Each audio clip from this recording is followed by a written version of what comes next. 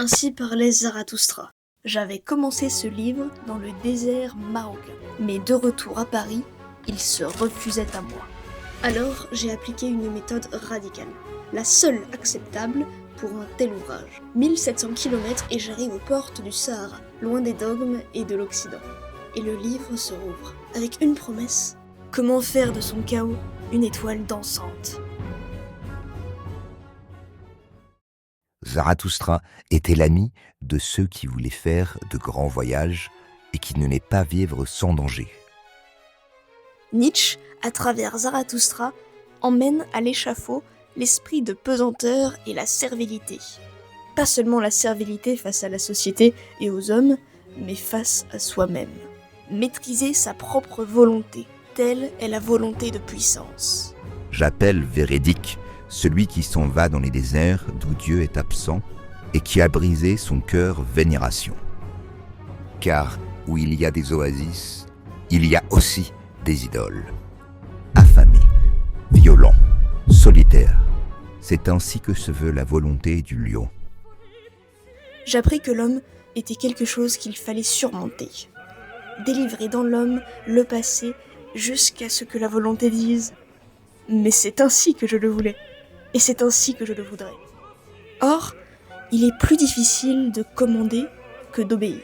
Pour commander à soi-même, il faut devenir juge, vengeur et victime de sa propre loi. Mais pour concevoir sa propre loi, il faut trouver ses propres valeurs. Comment ne pas ressentir le vertige face à cet abîme ? Mais Zarathustra me prit par la main pour m'emmener au chapitre qui m'attendait depuis le début.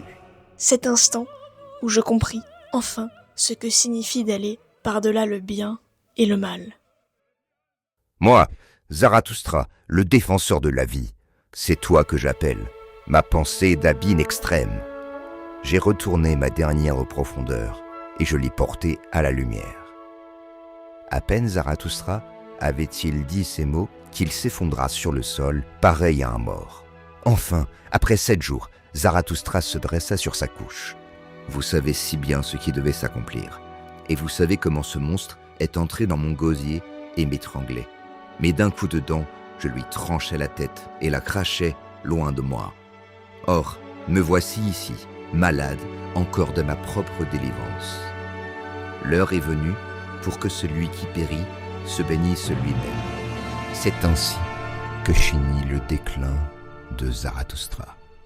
Au terme des 7 jours, tels ceux de la Genèse, Zarathustra parvint au statut ultime de créateur. Car finalement, on accède au sublime qu'en crachant l'illusion qui gît dans nos gosiers, l'illusion de la connaissance qui nous empêche de voler. Je vous le dis, il faut encore avoir du chaos en soi pour pouvoir enfanter une étoile qui danse.